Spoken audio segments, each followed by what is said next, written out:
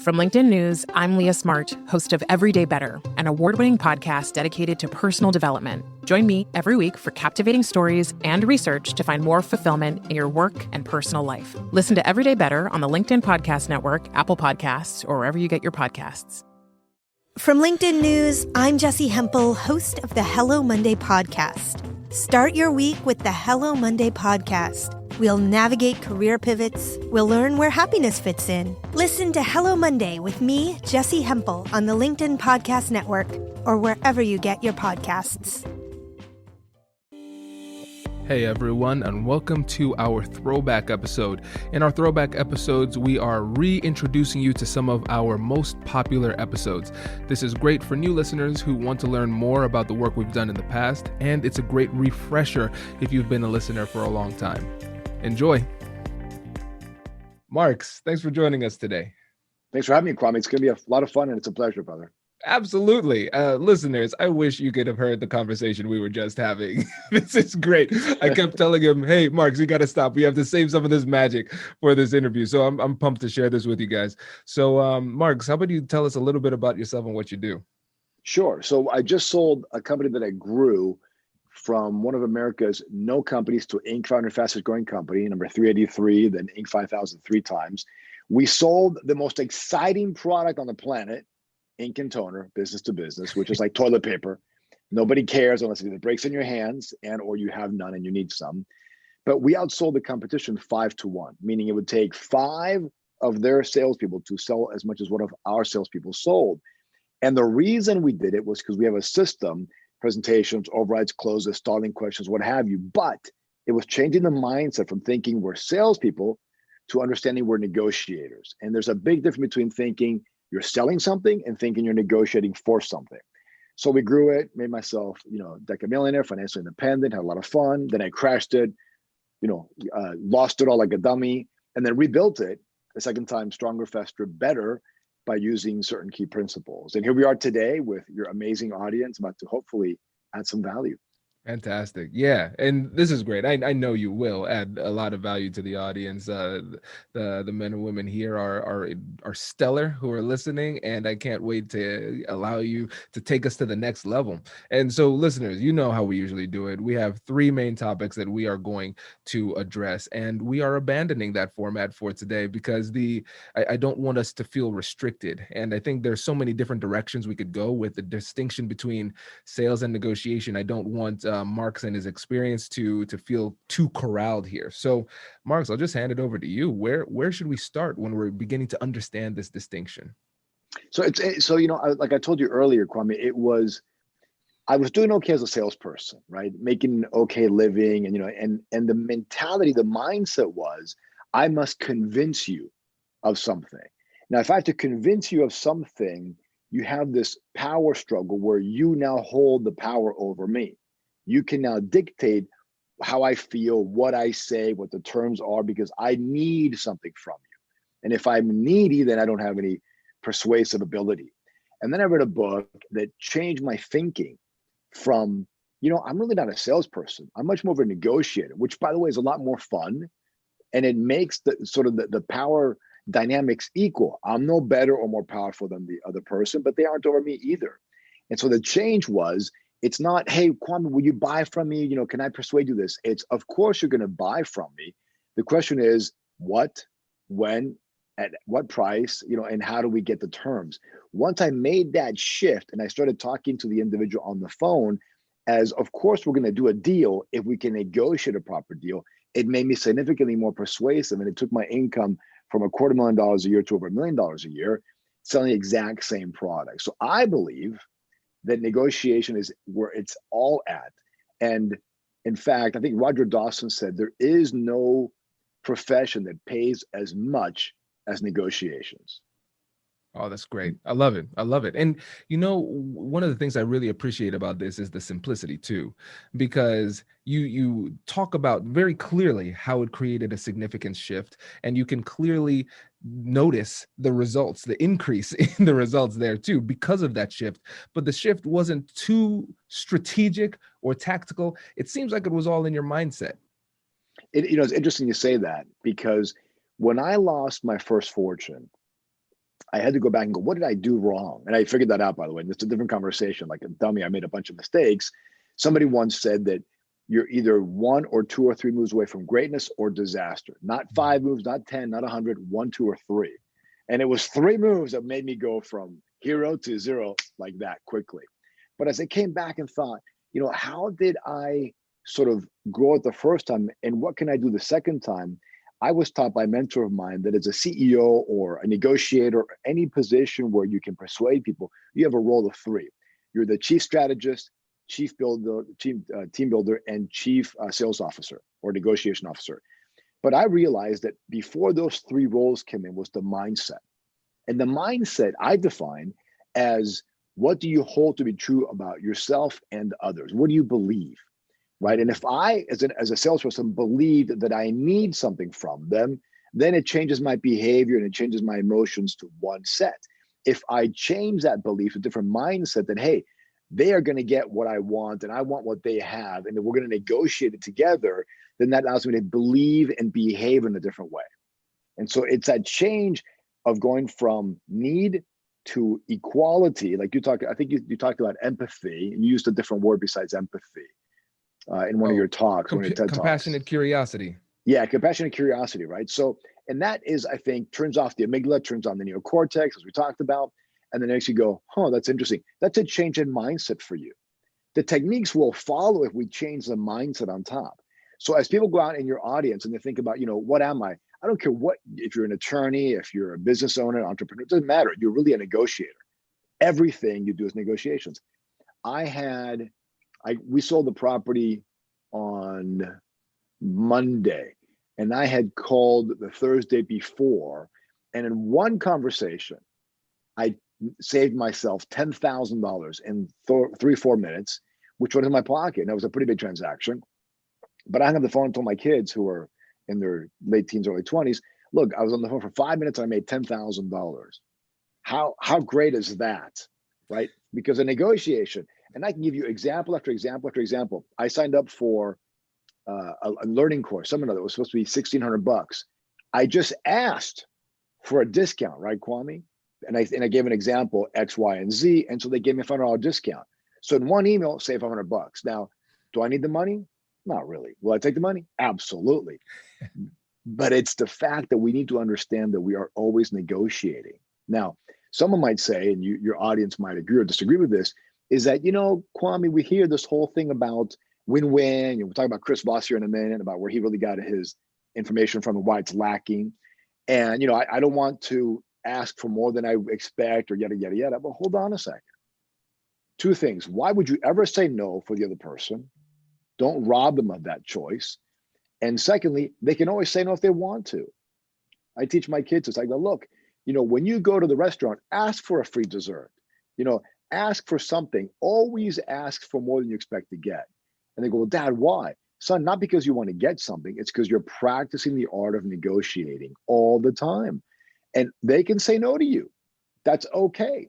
That's not a problem, right? But when you get to that big deal, like you had a pretty big, substantial deal a while ago on one of your TED Talks on your business transactions, you're never going to get that deal closed or negotiated if you're not practicing all these tiny little events all the time. That's your mindset, isn't it?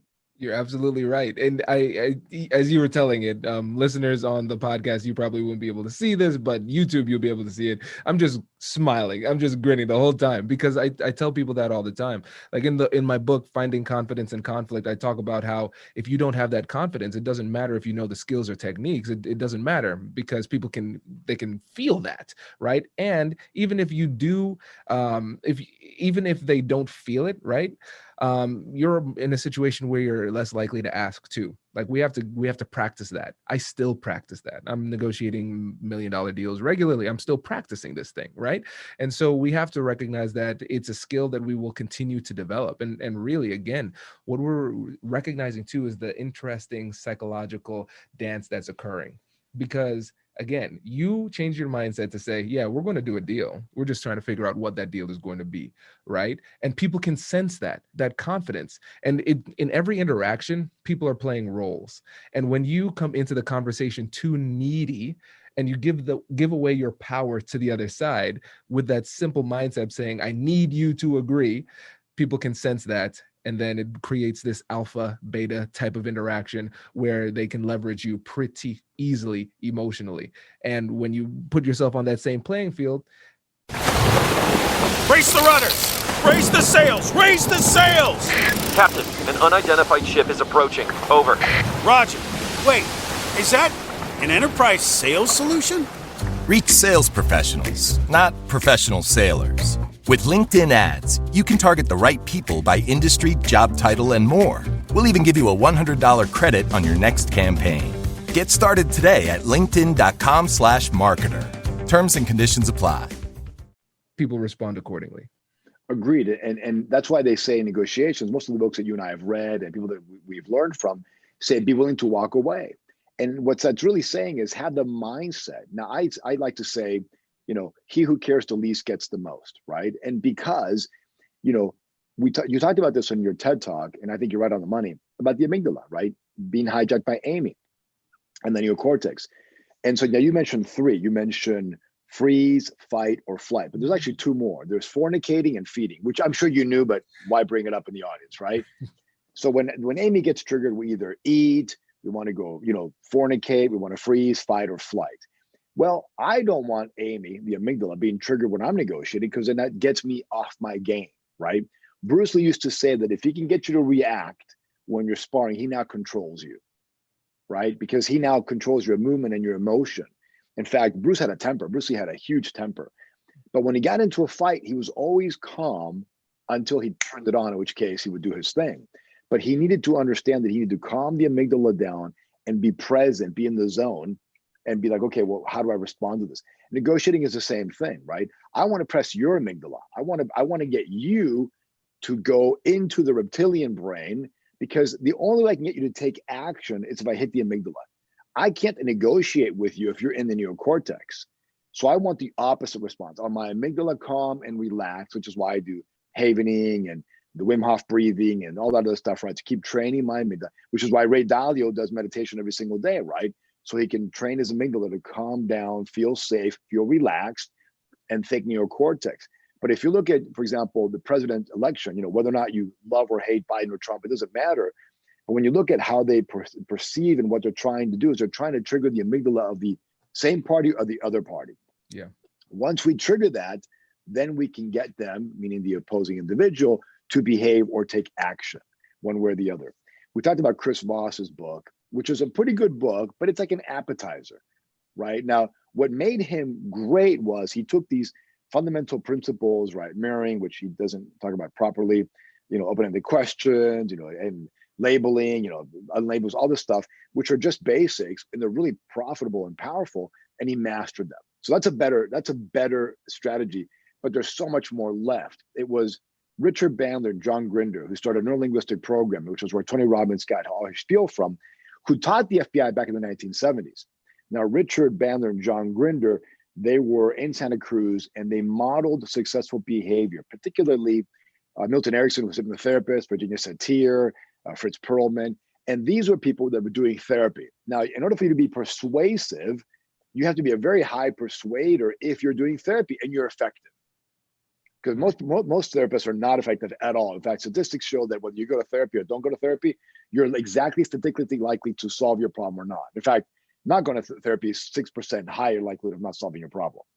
So they found therapists that were super effective, and then they modeled them, which is really just a communication tool, right? How do we get the other person to behave? Now, we now know, and I know I'm going fast because lots to cover in a short period of time, we now know that we rationalize with our neocortex the decisions we make, but really it's based on our hypnotic suggestion or our upbringing or whatever, based on the amygdala or the hippocampus, that gets us to behave a certain way. So you as a negotiator want to find out, how do I not appeal to logic? How do I appeal to that reptilian brain so I get the other person to see it my way or to do it? This is why you'll see scumbags, and I won't mention their names, although a lot of them wear red suits or were in prison doing stock options, whatever, and they will still be persuasive. And right?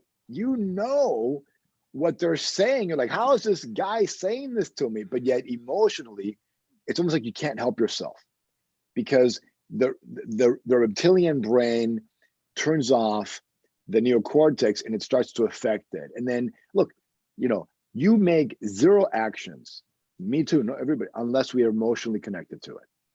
This is why people know a lot of stuff but don't do much. Right. So negotiation, from my perspective, is how do I hit that amygdala of yours, right? Which is why FOMO, fear of missing out, is such a big thing, right? Because it triggers the amygdala. Now, people overuse it. After a while, you sort of get immune to it and whatever have you. But what NLP did, which is what we studied in our sales organization, along with hypnosis, a bunch of other stuff, and conscious restructuring, it taught us to communicate to reptilian brain. However, you do it in a way that's ethical, there's integrity, where there's character, and whether you do what you believe to be best for the other individual if you're in that position. Right. And so this is the first time we've talked about neuro-linguistic programming on the podcast, which I think is a major oversight, honestly. And I want to slow it down a bit and actually break down what it is. So for the people out there who don't know what NLP is, what is it that we're talking about here? So there's different definitions of NLP, Kwame. There is the definition by the founders originally, which was a communication model, how language, both internal and external, affect yourself and others, right? So it's a study of language. And then they changed it to the study of successful behavior, meaning, if Kwame's a great negotiator, I can then elicit mental strategies that Kwame has inside his brain and then copy him and become as good, or almost as good as Kwame as a negotiator. But really, it's a study of language, a subjective experience, meaning, how does language affect you? Example, if I say dog, what do you think of? What comes to your brain? Think about a four-legged mammal with a tail, usually friendly, but sometimes not. Okay. I think of my Doberman, right? So, because I've got a Doberman named Zeus, and I've had one, a few shepherds. I used to train for police dogs, blah, blah. So, but the word dog inside your brain has a different interpretation than for me. Now, if I said you Doberman, you have to think of Doberman. So you have two different ways of communicating. One is general, which is sort of hypnotic, and one is specific, which is when you elicit information. Example would be, I'm not really happy with the deal you're presenting me, Kwame. Okay, what specifically about the deal are you not happy with? That's then eliciting them to communicate with me so I can see what's happening inside their brain. But if I was to be persuasive, I'd say, look, this is the best deal you'll ever get. Now, I didn't say why or how, but in their brain, they then start to go, well, why or how is it? And they fill in the blanks. So the amygdala takes over. That's understanding how language patterns work and don't work. Example would be, if you look at current President Trump, when he persuades people, he'll say the same thing over and over and over and over again, and it'll be very non-descriptive. Believe me. He'll say, believe me all the time. Believe me, believe me, believe me, believe me. Those are suggestions or commands that he's throwing out for his audience to believe him. Now, if you're not his audience, it has an opposite response, which means I don't believe you, I don't believe you, I don't believe you, which is why it's so divisive, right? Which is why some people just adore and love him. Others can't stand him, right? Because he uses the same language that persuades one group, dispersuades or unpersuades another group. So NLP is really about studying the experience that's inside the brain of the individual and then learning how to create that experience for them in a way that allows you to persuade them to where you want them to go. That's sort of the layman's version of it. Right. No, this is great. This is great. And for a book reference for people, because I'm a persuasion nerd, everybody on this listening knows that. I read a really great book. I think it was Scott Adams. I think his name is the person who did it. Yeah, it's called Winning Bigly. It was just an analysis of the persuasive tools of Trump. Whether you like him or not, there are things that you can pull to understand where and how he was persuasive. And so I like the example because repetition is very, very powerful. And so it would have that divisive effect. For people who love him, it would work. For people who didn't like him, it wouldn't work. And so when we think about bringing it to our difficult conversations, let's use the example that you gave, where we say, this is the best deal that you're going to get, right? In an adversarial type of negotiation, do we run the risk of it having that same divisive impact? Yeah, absolutely. And it's a great question because, NLP would say, look, you can soften it and say, it seems like this might be the best deal you'll ever get. That's a very sort of, I don't trigger your amygdala, but it kind of goes in there gently, and then you get to think about it. But if I want to trigger the amygdala, I would say, look, this is the best deal you're ever going to get. So I think the challenge for the high level negotiator, right? Because the beginning negotiator, you want a half a dozen techniques and you want to just master them, which is wonderful. But at the high level negotiator, you have to decide, do I want to trigger this person? Do I want to get him off balance? Do I want to piss him off? Do I want to make him angry? Do I want to make him sad? So then I can control or reel it in. So it's sort of keeping him off balance. So I would say, yes, if you're just a beginning negotiator, then absolutely don't try it. But if you're an advanced negotiator, you have choices. And for me, I'll give you an example. I negotiated a deal, 2 or 3 years ago. It was a silly little deal. And it was only a few $1,000. But I knew the only way I was going to get the other person to move was if I acted angry, right? Because I wanted them to get afraid of what I might do next to get them off balance. Now, was I angry? Of course I wasn't angry. I was totally in control. But I wanted them to think I was angry. But I knew how to recover. It's kind of like if you're in mixed martial arts and you drop your lead hand, you're baiting him in. But if you don't have that skill set to counter or evade, you're going to get knocked out. Right. But if you're just starting out, keep your hands up. Right. So if you're just starting out, for sure, don't be adversarial, don't be confrontational. If you've done that enough and you believe that you can, in my opinion, if you can persuade them to get a bit off balance and then bring them back to balance, it's a great technique to use. I'll give you an example. If I say something to an opposing individual that triggers them to be angry or whatever the case may be, I now have the capacity to calm them down, to soothe the amygdala, to open the neocortex. And by doing that, we build an even deeper rapport. That's fascinating. And you're absolutely right. You're absolutely right. And it's an expert move. It's risky if you don't know how to do it right, And so it makes a lot of sense. And with the time remaining, I'd love to hear your thoughts on some of the biggest mistakes people make in negotiation. And I know it could be tempting to focus on like not listening or something like that, right? The basic level. I want something really advanced, something that people often miss. So I think, there's one thing, since we're talking about NLP. NLP has two terms called uptime and downtime.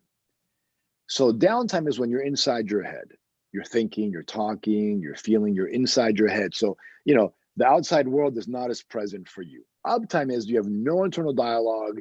You're literally outside paying attention to the other individual and or the surrounding environment. So right now, for example, I'm in uptime. I'm not in downtime. If I stop to think or I look up, I go in the downtime, I process them, and then I come back out again. The biggest mistake, there's two that I think. One is people tend to be in downtime. They're not paying attention to what's happening in front of them. They're not getting the sensory acuity. They're not noticing the response or communication has. They're just inside their head. And that's really bad because they might give you a clue. You might ask for something and they might wince a little bit and you've got the right target, but if you're not paying attention, right? So that's one. And second thing is people are afraid to ask for more than they expect to get. It's basic, but it really is, they're uncomfortable. Oh, gee, what are they going to think of me? Who cares? You got to have fun. Now, I understand mentally the dynamics is, we want to please people like you talked about in your TED Talk and want to do all these things. But if you can, get out of your head and be present and forget all your techniques. By the time that you're negotiating, it's too late, right? You have to have already practiced your techniques and know your techniques. Just let it flow, have a good time, be in uptime. And number two is don't be afraid to ask when you expect to get. The worst they can say is no. And then you get to ask again. So I read a study years and years ago, right? When I first started, selling, that the human brain can only say no comfortably 5 times. And that the average salesperson would take 5 appointments before they got the sale. So, and because back then the books I was reading were, appointments in person. I was on the phone, right? Appointments in person. So you go 5 visits, 1, 2, 3, 4, 5. Okay, got it. And I thought, well, I'm going to create a little number sheet. I'm going to create 8 boxes and I'm going to ask for the order 8 times. Now, why 8? Because I'm not that bright. So I'd have to do more than 5. I figured 3 more would be fine. It's the truth. So I would be on the phone and I'd ask for the order and they would say no. And I would check that little box. And then I'd say, that's no problem. I'd override. I'd close again. I check the box 2, 3, 4, 5. By the 3rd or 4th time I asked, they generally would say yes. Now, they didn't say yes the first time. They didn't say second, third. By 4th or 5th, they'd say yes. And I didn't wait for 5 phone calls, right, Kwame? I was like, I'm going to do them all right now because I don't have time for this. That's fascinating. That's really interesting. And again, it goes to one of the most important principles of persuasion that people often overlook. It's persistence. I had a line that I used to say that said the following: "Hey, Kwame, I am really sorry if I'm coming off as pushy or I'm trying to persuade you. I'm sorry about that. Is not my intent. I really believe in my product and my company. And I know that if you just gave me a shot, you'd understand why I believe that. So how about we do this? Give me a shot on just this many. I'll send it this time, negotiate. Fair enough." And they go, "Well, so I'll tell you what, instead of 5, can we do 3? I would change the terms every time I ask for the order, which is why you want to ask for more. Ask for X, because if you don't ask for more, you can't change the terms. Now, if I say, hey, Kwame, buy my lollipop, buy my lollipop, buy my lollipop, you're going to smack me in the back of the head. But if I keep changing the offer, buy my lollipop and I'll give you an extra flavor for free, or I'll discount that, whatever. If I change the offer every time I ask for the order, or I ask for you not to negotiate, even though your amygdala still feels the same way, your neocortex can go, well, you know what? No to this, but this offer I can say yes to. It's completely irrational, but it's the way the brain works. Right. Right. So if you ask for more, then you can change the dynamics of the offer. Now, there's something called bracketing, which you and I have known about 1,000 times, which is, I asked for this, you asked for this, we're going to meet in the middle. I hate that. Hate it.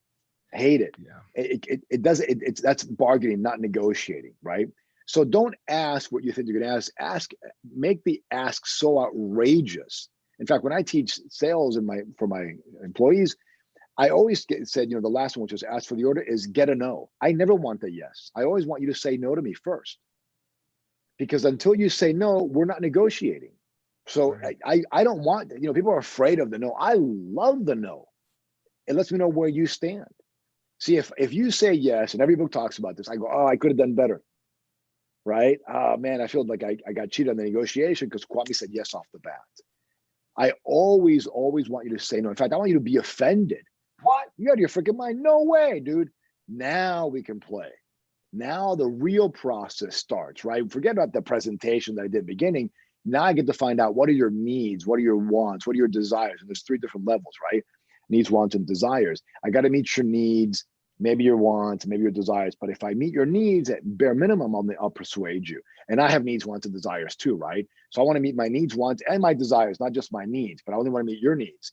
So until you tell me no and you're offended, now I've triggered that amygdala that I want sort of showing up to the table, right? Because that's what I'm going to persuade, not your rational brain.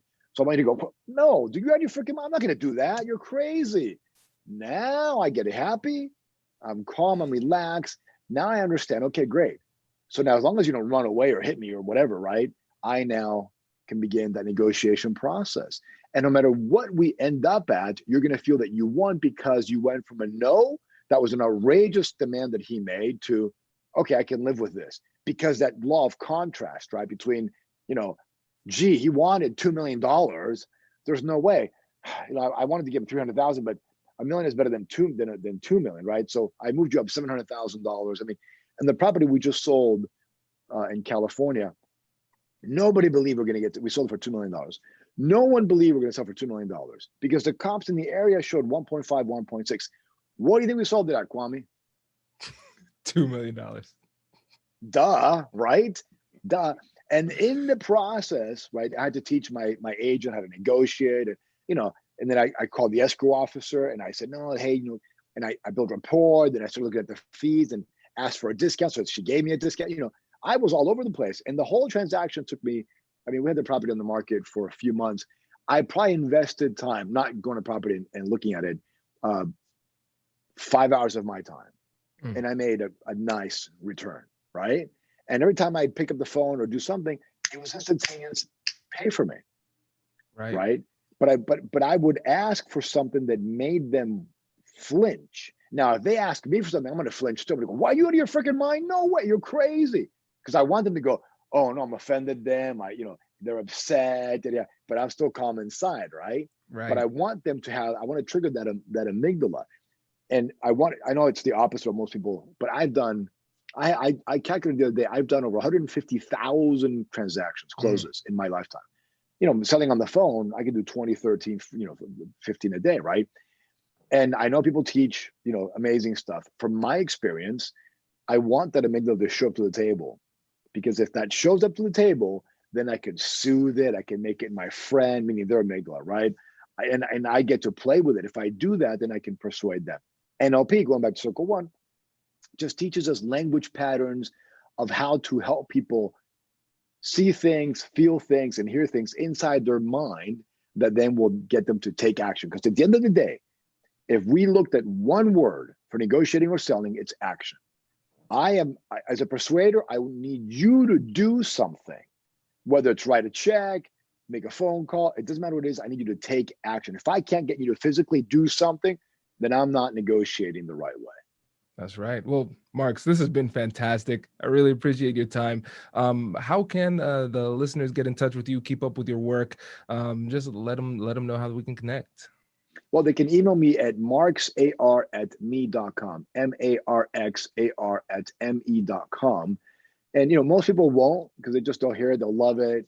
But if somebody needs some help or wants to reach out, I'm happy. I have plenty of time. That's another topic we can talk about, how to achieve more with less. So I will respond to every single email that I get. No problem. I may not be able to help them, but I'll respond. And I'll CC you as well, so you can see, Kwame, who I reached out and what about, so you can kind of learn more from your audience if they do so. Fantastic. Marx, thank you again, my friend. Really appreciate it. Thank you, but I appreciate you, man. Have a great day. You too.